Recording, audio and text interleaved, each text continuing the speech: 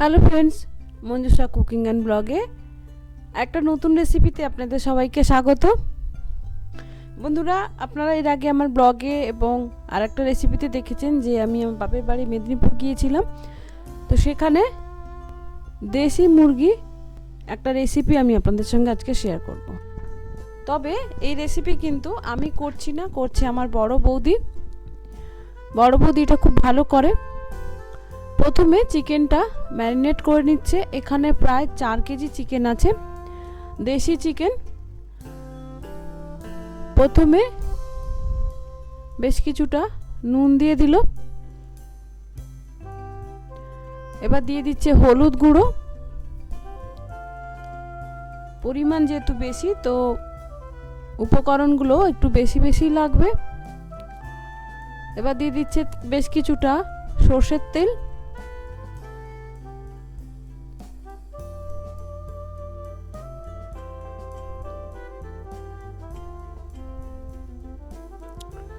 এখানে পেঁয়াজ বাটা, রসুন বাটা এবং আদা কাঁচা লঙ্কা বাটা রয়েছে। পেঁয়াজ বাটা যতটা এখানে আছে সবটাই দিয়ে দেবে, অল্প রসুন বাটা এবং কিছুটা আদা বাটা দিয়ে চিকেনটা ম্যারিনেট করে রাখা হবে। বাকি আদা বাটা রসুন বাটাটা চিকেন যখন কষানো হবে তখন দেওয়া হবে। হাত দিয়ে ভালো করে এটা কিন্তু একটু মেখে নিতে হবে। ভালো করে হাত দিয়ে যদি না মাখানো হয় তাহলে কিন্তু এটা ভালোভাবে মিশবে না চিকেনের সঙ্গে। যত ভালো চিকেনের সঙ্গে এই মশলাগুলো মিশবে ততই কিন্তু খেতে ভালো হবে। তো ভালো করে হাত দিয়ে মাখিয়ে রাখছে, এটা আধ ঘন্টা মেখে রাখা হবে।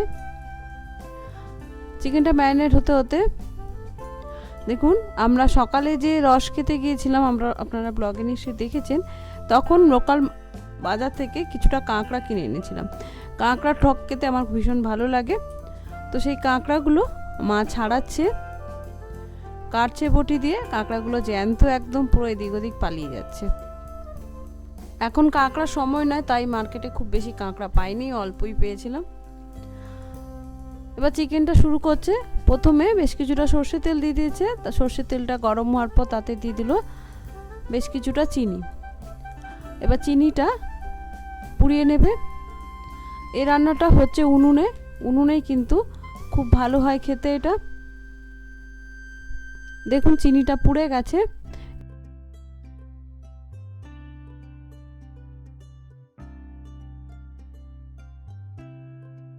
এবার এতে দিয়ে দিল গোটা জিরে এবং 2-3টে এলাচ একটু ফাটিয়ে।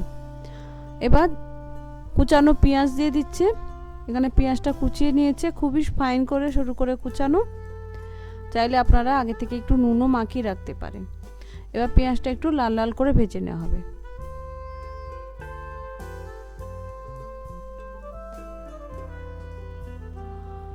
এখানে 4 কেজি চিকেন নেওয়া হয়েছে, তাই জন্য 1 কেজি মতো কিন্তু পেঁয়াজ দেওয়া হয়েছে। মোট ম্যারিনেট করার সময় কিছুটা দেওয়া হয়েছে এবং বাকিটা কুচিয়ে দেওয়া হয়েছে।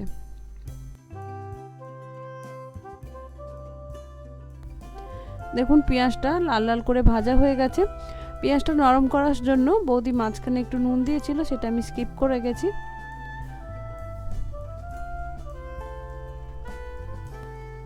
পাশে একটা হাঁড়িতে জল বসানো হলো, এই গরম জলটা ব্যবহার করা হবে। এবার দিয়ে দিচ্ছে রসুন বাটা।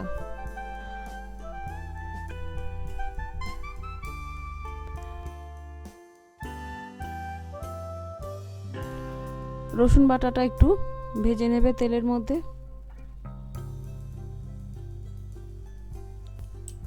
এবার একটা বাটিতে কিছুটা হলুদ গুঁড়ো এবং লাল লঙ্কার গুঁড়ো একসঙ্গে মিশিয়ে একটু জল দিয়ে গুলে তেলের মধ্যে দিয়ে দিল পেঁয়াজ ভাজার মধ্যে। এবার এটা একটু ভালো করে তেলের সঙ্গে মিশিয়ে একটু কষিয়ে নেবে মিনিট 2-3 কষার পরে আদা বাটাটা দিয়ে দিচ্ছে। আমার বৌদি এইভাবে করে। দেখুন আদা বাটাটা ভালোভাবে কষিয়ে নিচ্ছে। কষানো যাতে ভালো হয় তার জন্য মশলার বাটি ধুয়ে একটু জল দিয়ে দিয়েছে। দেখুন সুন্দর মশলাটা কষানোর পর দিয়ে দিল টমেটো। এখানে আমি 3টে টমেটো কেটে দিয়েছিলাম, সেই 3টে টমেটো দিয়ে দিল। এবার টমেটোটা নরম হওয়া পর্যন্ত মশলাটা কষাতে থাকবে। আলুগুলো আগে থেকেই ভেজে নিয়েছে।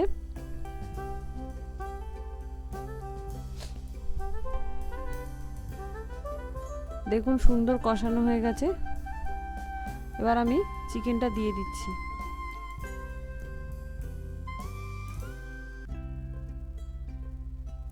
এবার চিকেনটা ভালো করে মশলার সঙ্গে মিশিয়ে নিচ্ছে বৌদি। এটা কিন্তু ভালো করে কষিয়ে কষিয়ে করতে হবে।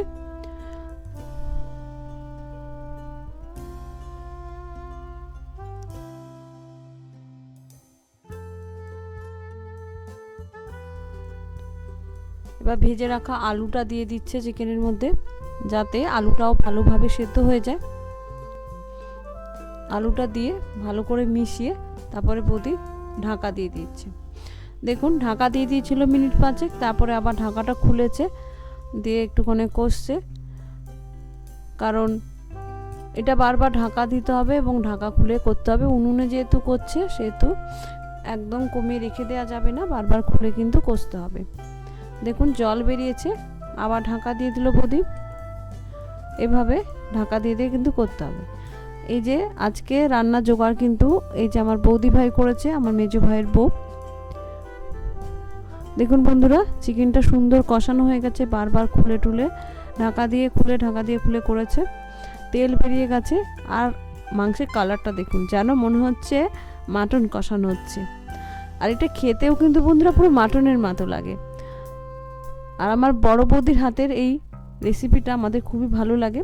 আগে আমার বাবা করতেন, কিন্তু বৌদিরা আসার পর বৌদিরাই করে। দেখুন চিকেন কষানো হয়ে যাওয়ার পরে গরম জল দিয়ে দিচ্ছে। চিকেন কষাতে কষাতেই কিন্তু 70% সেদ্ধ হয়ে গেছে, তাই বৌদি বলল যে আর ঢাকা দেওয়ার দরকার নেই, এমনি খুলে রাখলেই বাকিটা সেদ্ধ হয়ে যাবে। দেখুন ফুটছে সুন্দর, খুবই ভালো লাগে খেতে। যদি মনে করেন যে শক্ত থাকতে পারে বা তখন কষাবেন না, তাহলে প্রেসার কুকারেও এটা কিন্তু করতে পারেন বাড়িতে কেউ করলে।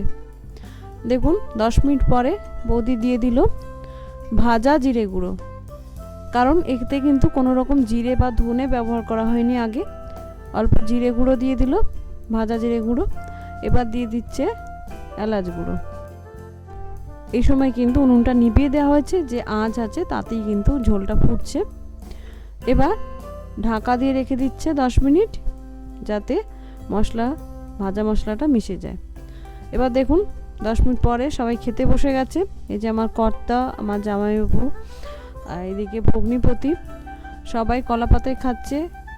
টেবিলে সবার জায়গা হয়নি, নিচে বসেছে আমার বাবা, আমার মেজো ভাইয়ের ছেলে, এদিকে মেজো ভাই, বড়দার ছোট ছেলে, বড় ছেলে। আর কলা পাতায় খেতে কিন্তু দারুণ লাগে। তা কদিন ধরে কাঁসার বাসনে খাচ্ছিলাম, তো বললাম বৌদি এবার আজকে কিন্তু কলা পাতায় খাবো। আর এই যে কাঁকড়া কাটছিল মা, তার কাঁকড়ার টক। এই যে এখানে আমার ছোট বোন আর দিদি বসেছে, দিদির ছেলে, বোনের ছেলে বসেছে। আমি তখনও বসিনি খেতে। বৌদি মানে বারবার নিয়ে নাও নাও করে করে বেশি বেশি করে মাংস দিচ্ছে। তো বন্ধুরা আশা করি আমার এই দেশি মুরগি কষা আমার বৌদির হাতে, আশা করি আপনাদের ভালো লাগলো।